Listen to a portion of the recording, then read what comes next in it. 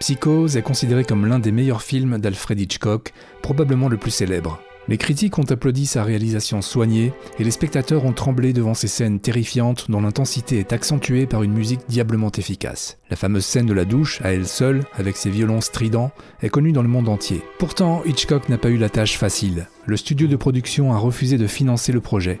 La censure a voulu couper des scènes jugées indécentes et le secret de l'intrigue sur lequel repose tout le film risquait à tout moment d'être dévoilé. Comment Hitchcock a-t-il surmonté ces difficultés pour venir à bout du projet ? Comment a-t-il résolu les défis techniques de certaines scènes ? Par quelles astuces a-t-il réussi à préserver le secret du twist final ? Et quel clin d'œil à Psychose trouve-t-on dans l'épisode 4 de Star Wars ? Toutes les réponses suivent dans ce documentaire, ainsi que de nombreuses anecdotes. Laissez-moi vous raconter l'histoire du film Psychose. Nous sommes en 1959. Alfred Hitchcock est en train de finir le tournage de La mort aux trousses et il n'a pas la moindre idée de quel film réaliser après. Un week-end, il feuillette le New York Times et s'arrête sur la rubrique Livres où une critique élogieuse parle d'un roman de l'écrivain Robert Bloch. Le livre s'intitule Psychose. Avant de prendre l'avion pour Londres, Hitchcock l'achète dans une librairie de l'aéroport et le lit pendant le vol. Quand il arrive à Londres, il appelle sa secrétaire et lui annonce « Psychose sera notre prochain film ». Pour acheter les droits du roman, Hitchcock fait appel à un intermédiaire, un agent qui s'appelle Ned Brown, ce qui lui permet de faire une offre en restant anonyme. Il ne veut pas que sa notoriété fasse gonfler le prix. Il obtient les droits pour $9 500 et Robert Bloch, l'auteur du roman, n'apprend l'identité de l'acheteur qu'une fois que la cession est formalisée. Hitchcock a maintenant besoin du feu vert de la Paramount, avec qui il est en contrat, pour financer le film, mais il se heurte à un problème. La Paramount ne veut pas entendre parler de Psychose. Le studio trouve le livre violent, morbide, sanglant, impossible à porter à l'écran. La Paramount attendait en fait d'Hitchcock un film intitulé No Bail for the Judge que le réalisateur devait tourner avec Audrey Hepburn dans le rôle principal. Mais comme l'actrice s'est retirée du projet parce qu'elle est tombée enceinte, Hitchcock a laissé tomber la production. Alors Hitchcock fait une proposition à la Paramount. Il produira lui-même le film au travers de sa société Shamley Productions si la Paramount accepte d'en être le distributeur. La Paramount est d'accord, mais reste persuadée que Psychose fera un flop. Hitchcock va financer le projet, mais il ne veut pas que le budget dépasse $1 million. Et pour y parvenir, il prend plusieurs décisions. Tout d'abord, il va le tourner majoritairement en studio, plus précisément dans les studios d'Universal, où il a ses habitudes pour sa série télévisée Alfred Hitchcock présente. D'autre part, il utilisera justement cette petite équipe pour tourner le film. Enfin, il le tournera en noir et blanc, ce qui coûte moins cher que la couleur et permettra aussi d'atténuer le côté sanglant. Hitchcock demande au scénariste James Cavanagh, qui a écrit plusieurs épisodes de la série Alfred Hitchcock présente, de travailler sur le scénario à partir du livre et de ses notes.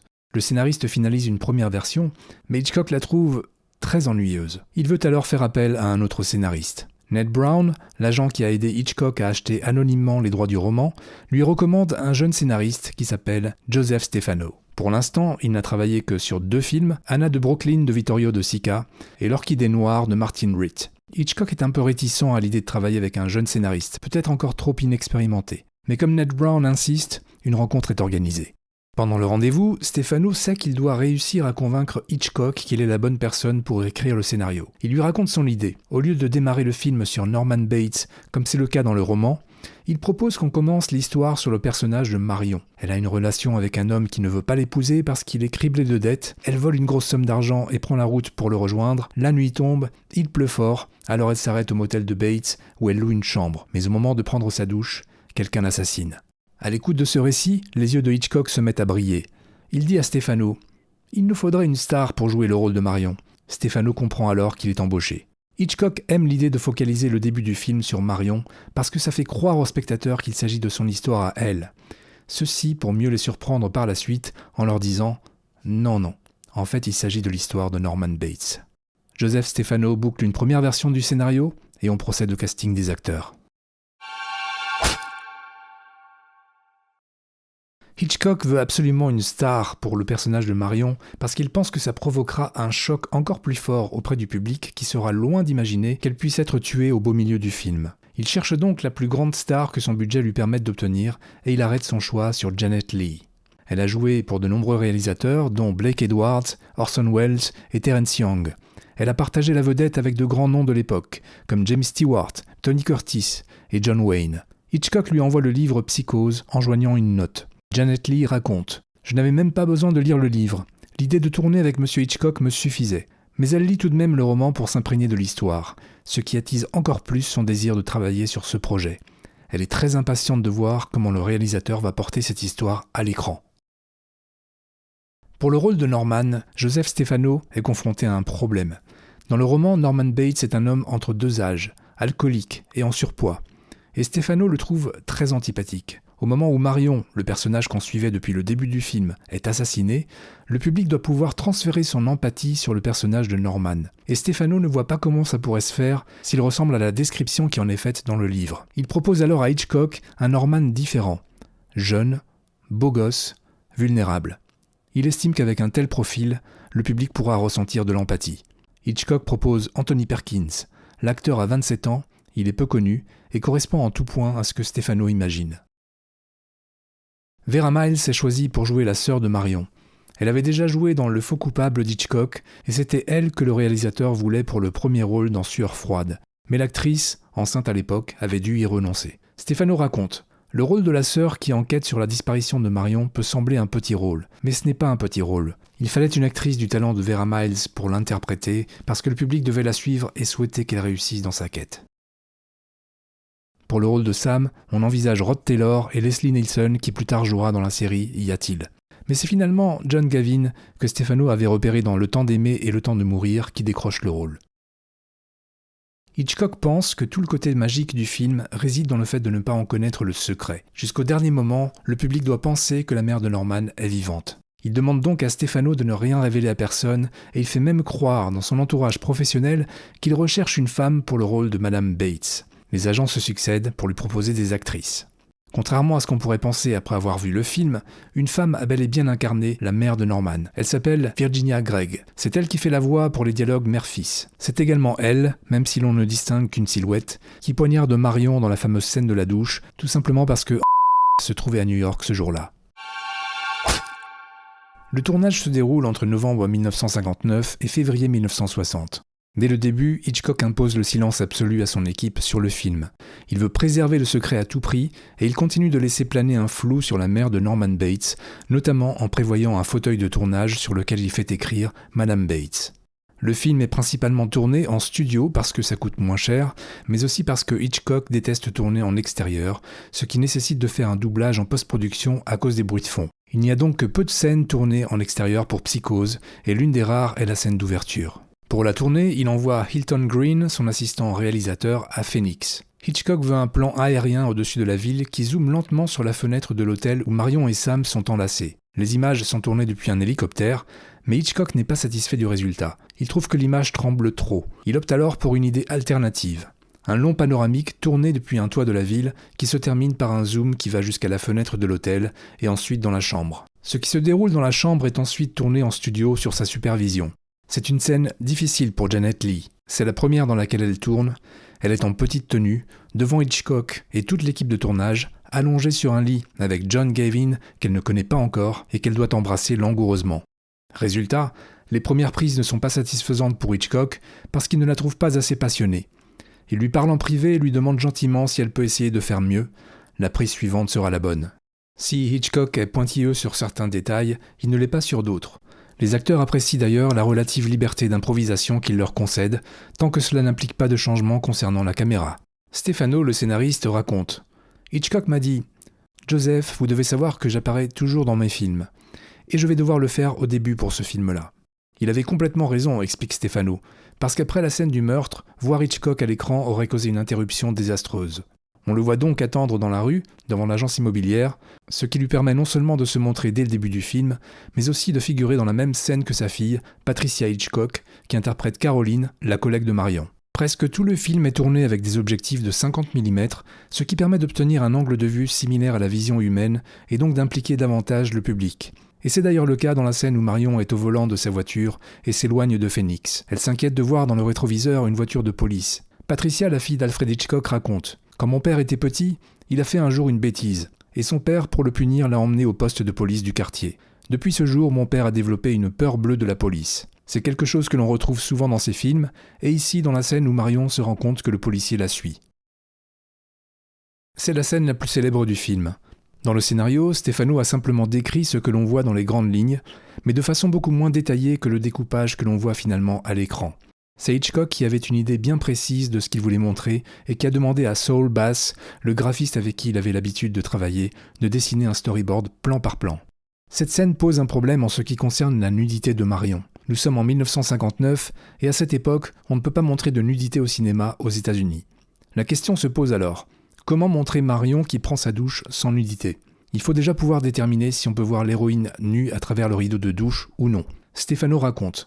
Hitchcock voulait engager un modèle d'atelier de dessin parce qu'il pensait qu'une personne habituée à travailler nue serait plus facile à diriger qu'une actrice n'ayant jamais exposé son corps au public. Hitchcock engage donc Marlee Renfro, qui servira au test de transparence du rideau de douche et qui remplacera Janet Leigh à des moments précis, notamment quand Norman sort le corps de la baignoire et l'enveloppe dans le rideau de douche. Pour toutes les autres scènes où Janet Leigh est dans la douche, Rita Riggs, la costumière, et l'actrice cherchent ensemble des solutions pour donner l'illusion de nudité sans que celle-ci soit réelle. C'est Rita Riggs qui a finalement l'idée d'utiliser du Moleskine, un matériau qui a la couleur de la peau, qui est doux au toucher, semblable à la flanelle, et que les danseurs utilisent pour couvrir leurs blessures. Il suffit de couper des morceaux et de les coller sur la peau, et le tour est joué. Le tournage de la scène de la douche est réalisé sur un petit espace de 15 mètres carrés, un espace très confiné pour le nombre de personnes qui doivent y travailler. Elle nécessitera 7 jours de travail. Janet Leigh aura travaillé 3 semaines en tout sur le film, ce qui signifie que la scène de la douche représente à elle seule un tiers de son temps de travail. Le tournage de la scène de la douche a lieu la semaine précédant Noël. Janet Leigh raconte « Durant la journée, j'étais dans l'angoisse d'être poignardée à mort, et le soir, j'emballais les cadeaux de Noël pour les enfants. » Pour cette scène célèbre, Hitchcock fera 70 prises différentes pour seulement 45 secondes de plan qui se succèdent rapidement. Pour créer le bruit des coups de couteau dans le corps, l'accessoiriste enregistre le bruit d'une lame plantée dans un melon. Le résultat, associé à l'image, est bluffant. Le sang est par contre plus problématique et nécessite de nombreux essais. Jack Baron et Bob Down, les maquilleurs, cherchent un liquide qui peut faire office de sang. La couleur importe peu puisque le film est en noir et blanc, mais il faut la même viscosité. Ils testent plusieurs liquides, du faux sang communément utilisé au cinéma, mais aussi du ketchup et du sirop de chocolat Hershey. C'est finalement le chocolat liquide qui est retenu. La séquence la plus difficile est celle du gros plan de l'œil de Janet Leigh avec la caméra qui s'éloigne ensuite lentement. La mise au point automatique n'existe pas encore à cette époque, ce qui veut dire qu'il faut continuellement faire le focus à la main à mesure que la caméra s'éloigne, ce qui est très difficile à faire. Mais il n'y a pas que l'aspect technique qui pose problème pour cette séquence. Janet Leigh doit jouer un personnage sans vie. Elle doit rester figée dans une position inconfortable, avec les yeux ouverts et le regard vide, sans ciller, alors que des gouttes d'eau de la douche continuent de tomber sur elle. Janet Leigh raconte « Monsieur Hitchcock voulait me faire porter des lentilles de contact pour qu'elle me donne un regard vide. Mais à l'époque, les lentilles de contact n'étaient pas aussi sophistiquées et il m'aurait fallu 6 semaines pour m'y habituer. Comme on ne pouvait pas attendre, il a fallu faire sans. » Elle ajoute « L'eau me coulait dessus et les gouttes me chatouillaient. C'était un vrai calvaire. » Pour ne rien arranger, alors qu'elle est allongée avec le regard vide, elle sent que le Moleskine se décolle de sa poitrine à cause de la vapeur d'eau. Mais elle ne bronche pas et réussit l'épreuve avec brio, comme chacun peut le constater en regardant la scène. Dans le film, Norman met le corps de Marion dans le coffre de sa voiture, qu'il pousse ensuite dans un marécage. Hitchcock veut que la voiture s'arrête de couler pendant quelques instants, alors qu'elle n'est pas encore engloutie, ce qui donne des sueurs froides à Norman, et qu'ensuite elle continue de couler complètement. La scène est tournée dans les studios Universal dans un petit lac artificiel, Falls Lake. Pour obtenir ce moment d'arrêt, le lac est entièrement vidé. On y installe un pont élévateur, comme dans les garages, avec une rampe d'accès qui va jusqu'à la rive, et on remet l'eau dans le lac. La voiture est tirée avec un câble depuis la rive jusqu'à la rampe au moment où Norman la pousse, et sa descente est ensuite contrôlée grâce au pont élévateur avec ce moment d'interruption. Le jour du tournage de la scène où le détective privé monte les escaliers pour aller parler à la mère, Hitchcock est malade. Il demande à Hilton Green, son assistant réalisateur, de la tourner. Green s'y attelle en suivant scrupuleusement le storyboard. Pendant que le détective monte, il fait des gros plans de sa main qui tient la rampe, de ses pieds qui gravissent les marches. À son retour, Hitchcock visualise les rushs et il explique qu'il ne pourra pas exploiter ces images. Avec tous ces gros plans insistants, on a l'impression que c'est le meurtrier qui monte les marches, alors que cet homme va être une victime. Hitchcock explique « Il faut simplement le filmer en train de monter les escaliers ». Pour la suite de cette scène, il y a 2 problèmes. Le premier est de ne pas dévoiler l'identité de l'agresseur, que l'on doit voir en train de poignarder le détective. Pour y parvenir, Hitchcock filme la scène de haut, de façon à ce qu'on ne puisse pas voir le visage. Il y a aussi le problème de la chute du détective. Hitchcock veut qu'on le voie dégringoler les escaliers. Il expliquera J'ai d'abord filmé avec la dolly la descente d'escalier sans le personnage. Ensuite, j'ai installé l'acteur sur une chaise spéciale. Il était donc assis devant l'écran de transparence sur lequel on projetait la descente de l'escalier. Alors on secouait la chaise et Martin Balsam, l'acteur, n'avait qu'à faire quelques gestes pour battre l'air avec ses bras. À cette époque-là, il existe aux États-Unis un code de production qui a pour but de réguler le contenu des films avec des recommandations sur ce qu'il est convenable ou pas de montrer à l'écran. Même si ce code, créé en 1930, tend à devenir moins rigide, il est toujours nécessaire, 30 ans plus tard, de soumettre les images d'un film à un comité de censure. Si des images sont considérées non convenables, il faut alors les supprimer ou les tourner de façon différente. Hitchcock a réfléchi aux moindres détails du film avant le tournage, y compris aux sous-vêtements que porterait Janet Leigh. Pour jouer sur la symbolique, il voulait qu'elle porte un soutien-gorge blanc avant qu'elle commette le vol, et un soutien-gorge noir après le vol, et c'est ainsi que les scènes sont tournées. Mais en visionnant la scène d'ouverture, le comité de censure considère que la petite tenue de Janet Leigh n'est pas convenable. Hitchcock accepte alors de la tourner à nouveau, mais seulement si les membres du comité de censure viennent sur le plateau pour s'assurer que tout est conforme à leurs normes. Comme ils ne se sont jamais présentés, Hitchcock a pu conserver les images telles quelles. Le comité de censure a aussi un problème avec le discours du psychiatre à la fin du film, parce que dans cette scène, on emploie le mot travesti, un terme que les censeurs jugent péjoratif. Au cours d'une réunion avec le comité de censure, Stefano ouvre un dictionnaire et leur lit la définition du mot à voix haute. Travesti, un homme qui aime porter des vêtements de femme. Ça a suffi pour que le mot soit conservé dans le film. Autre sujet délicat, les toilettes. Il faut savoir que les WC ne se montraient pas à l'époque dans un film. Dans Psychose, il y a une scène où Marion y jette un papier déchiré. Le comité de censure avait un problème avec ça. Stefano a justifié que montrer des toilettes était nécessaire dans le film, puisque c'était là qu'était trouvé un indice prouvant que Marion avait séjourné à l'hôtel. La scène a été gardée, et on voit bien les toilettes à l'écran. Hitchcock a déjà travaillé 5 fois avec Bernard Herrmann, par exemple sur La mort aux trousses et Sueur froide. Pour Psychose, il insiste auprès de Herrmann pour qu'il compose la musique, même si le budget est très réduit. Herrmann finit par accepter, mais au lieu de prévoir une musique pour orchestre symphonique complet, il compose pour un petit orchestre à cordes, ce qui n'a encore jamais été fait auparavant pour le cinéma. Il n'y a que la scène de la douche pour laquelle Hitchcock ne veut pas de musique, mais Bernard Herrmann compose tout de même une musique avec des sons stridents de violon et de violoncelle pour accentuer le côté détraqué et douloureux de la scène.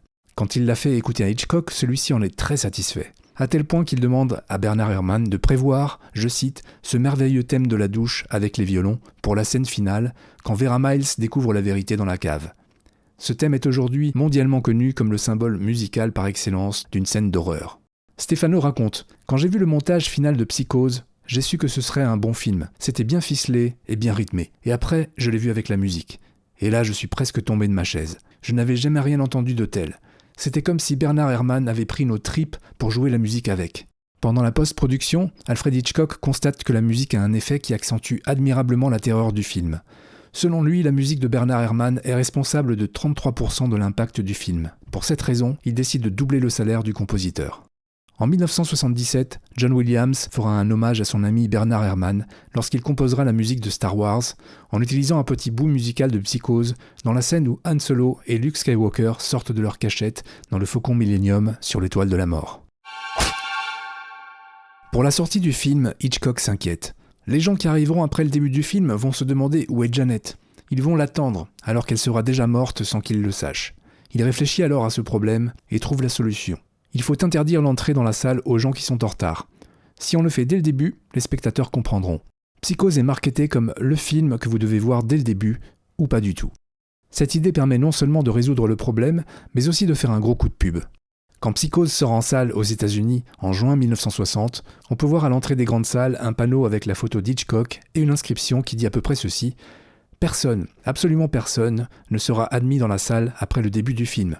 Pas même le frère du directeur, le président des États-Unis ou la reine d'Angleterre. » Hitchcock se charge lui-même de la majeure partie de la promotion et interdit à Janet Leigh et Anthony Perkins de donner les interviews habituelles de peur qu'ils ne révèlent l'intrigue. Même les critiques n'ont pas droit à des projections privées et doivent découvrir le film avec le grand public. Dans un article du New York Times, Hitchcock déclare 6 ans après sa sortie que Psychose, qui n'a coûté que $810 000 en production, a rapporté $15 millions. Au fil des ressorties en salle entre 1965 et les années 90, Psychose a engrangé un bénéfice de $32 millions sur le territoire américain, devenant ainsi l'un des films les plus rentables de l'histoire du cinéma. Il s'agit également d'un des plus grands succès commerciaux de la carrière d'Alfred Hitchcock. Psychose a été précurseur sur plusieurs choses. C'est le premier film qui a montré une femme en soutien-gorge et culotte au cinéma. C'est le premier film qui a montré des toilettes au cinéma. C'est le premier film qui a utilisé une doublure nue. C'est le premier film qui a interdit les entrées en salle après le début du film. C'est le premier film dont la musique a été jouée par un petit orchestre de cordes. Alfred Hitchcock a été nominé pour l'Oscar du meilleur réalisateur. Avec Psychose, il a aussi exercé une influence énorme sur le développement d'un genre cinématographique appelé slasher. C'est un genre de film d'horreur très populaire qui se définit par l'utilisation d'un tueur généralement masqué qui assassine des groupes de personnes. Dans sa lignée, on peut citer notamment Halloween de John Carpenter, Vendredi 13 de Cunningham, Les Griffes de la Nuit ou Scream de Wes Craven. L'American Film Institute a classé Psychose 18e sur les 100 meilleurs films américains de l'histoire du cinéma. Et la musique de Bernard Herrmann a été classée 4e sur les 25 meilleures musiques de films. Psychose fera l'objet de 3 suites, dont 2 seront réalisées par Anthony Perkins lui-même. Mais c'est le tout premier film, réalisé par Hitchcock, qui est considéré comme un chef-d'œuvre et comme l'un des meilleurs films de celui que l'on surnomme le maître du suspense. Si vous avez aimé ce documentaire, merci de liker pour aider la chaîne à grandir.